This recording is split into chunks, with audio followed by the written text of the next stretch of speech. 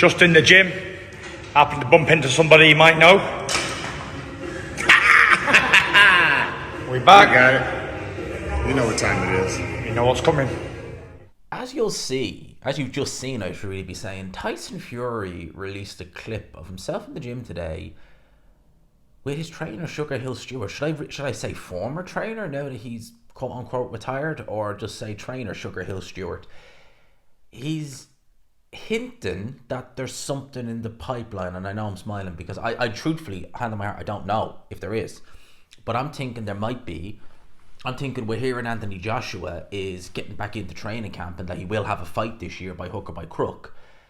And it does have me wondering, Wembley Stadium. Today, Alexander Usyk and Daniel Dubois came face to face at Wembley Stadium, and I'm just thinking, could we see another fight date there at some point this year between the likes of Tyson Fury and Anthony Joshua? And I asked that question because him having Sugar Hill Steward back in the gym, and I'm racking my brain because Tyson Fury 2 years ago. So you may remember when Tyson Fury and Alexander Usyk were originally in the early stages of the negotiations in early 2023. Tyson Fury, I've gone into great lengths on that in the past. We all know it was just a mess. It was a mess, and Fury kept moving the goalpost. It was a nightmare. It was a joke. But one of the things that he did, well, not necessarily that he did, but he was showing that Sugar Hill Steward was in the UK. This was kind of like March-ish. It was about March time in 23. So he was showing that Sugar Hill Steward was in the UK, in his gym, of course, and like, oh, this is amazing, Sugar Hill is there, they're getting ready. I believe they were talking about doing it in Wembley Stadium the end of April of 2023. And people were like, oh, Sugar Hill's there, Fury's intended on going ahead with it, this, that, and the other. And Sugar Hill Steward himself said, well, actually, no. He was in the UK for only one reason, and that was to train. He was training him at the time, and that was Lawrence Okolie. He was obviously the trainer for Lawrence Okolie at the time. Lawrence Okolie was getting ready to fight David Light. Horrible fight, but he was getting ready to fight him.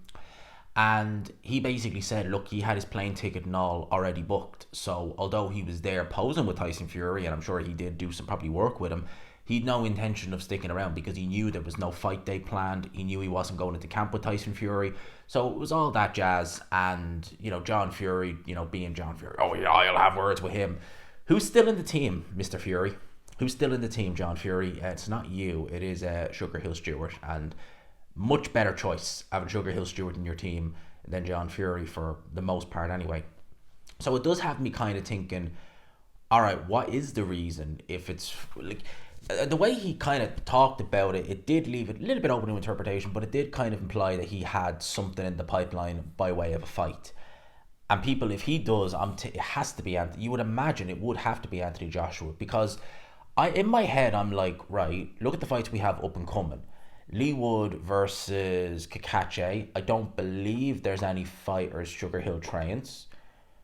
Johnny Fisher versus Dave Allen. Again, don't believe there's any fights that Sugar... I'm just thinking of big fights because he would probably train the big fighters. Josh Taylor versus Echo Usman. Again, I don't believe there's any fighters there, and I believe Josh Taylor bases his camp in Liverpool with John McNally, I think his name is, or something like that. McNally. So I'm looking and I'm thinking, who could he... Because if it's not for Fury, if he's not over here just to look for Fury, like, who is he training? I don't think of any. And some fighters who he has trained, like Ben Whittaker, have gone over to Andy Lee. And Andy Lee's gym is based in Dublin. It's in Ballybrack, I think, in the south side of Dublin. Very nice area, actually, to be fair. Ballybrack. The south side of Dublin is just lovely. It is. It's lovely. North side has more character, though. A lot more character, just saying. But it does have me wondering, So Sugar Hill Steward in camp with Tyson Fury. I've said this from the get-go. When Fury made that announcement, he made that announcement on a Monday because I remember it clear as day. It was the day that we had the press conference for the last Crescendo. I remember literally getting my stuff ready to leave my flat and get ready to go Tottenham Court Road, and boom, that announcement was made. So I remember thinking, right, this is all packed up. Out it comes, video time. And I remember looking at that just thinking, this is not like Tyson Fury. He's announced his retirement before. We've taken it with a grain of salt, as we have this time. But I've always said this with Tyson Fury. When he really does announce his retirement, like announce it, it's not going to be like he did. It's not going to be a little Instagram reel in your car or in your van, wherever it was.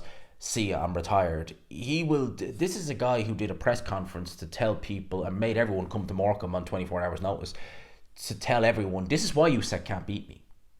So I think with Tyson Fury, when he does officially bow out of the game, which I think even if he comes back, he's probably got about a year, maybe 2-3 fights left max. I think there'll be no doubt in anyone's mind when he does leave boxing for good. Not leave it for good, you know what I mean, but leave the actual fight, and he'll always be around maybe in a pundit or manager. He'll do something in boxing, of course. But I think when he does leave the game, there won't be any doubt in anyone's mind that that's the end of Tyson Fury. That's him gone as a fighter. I don't think there'll be any doubt. And I think with Fury, he's chucking it out there. I mean, I know he has that football thing in June, and once that's done, he's free. So it does have me wondering, could we need it, we do.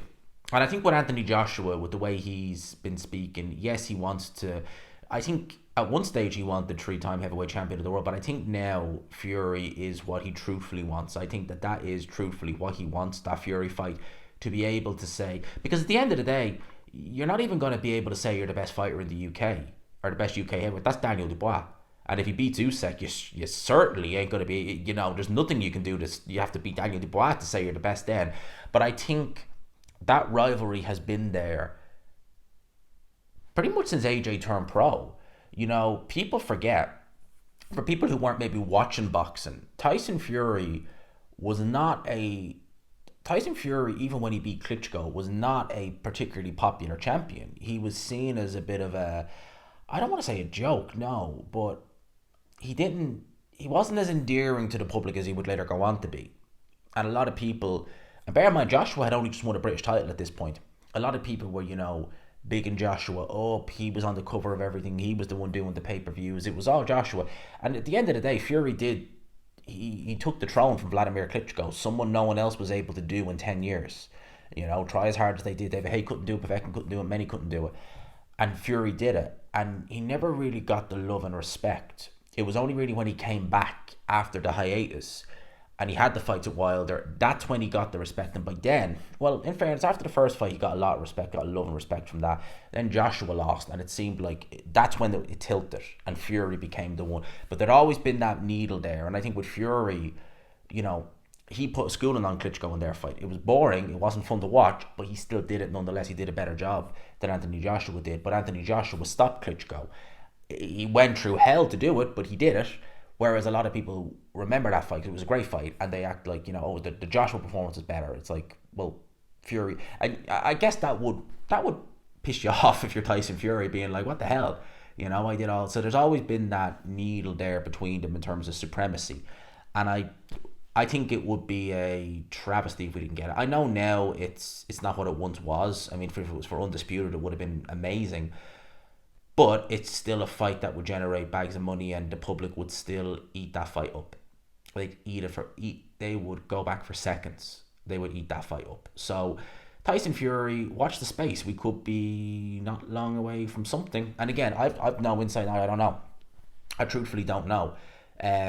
So I can't say that I know anything that I don't. In terms of Fury, anyway.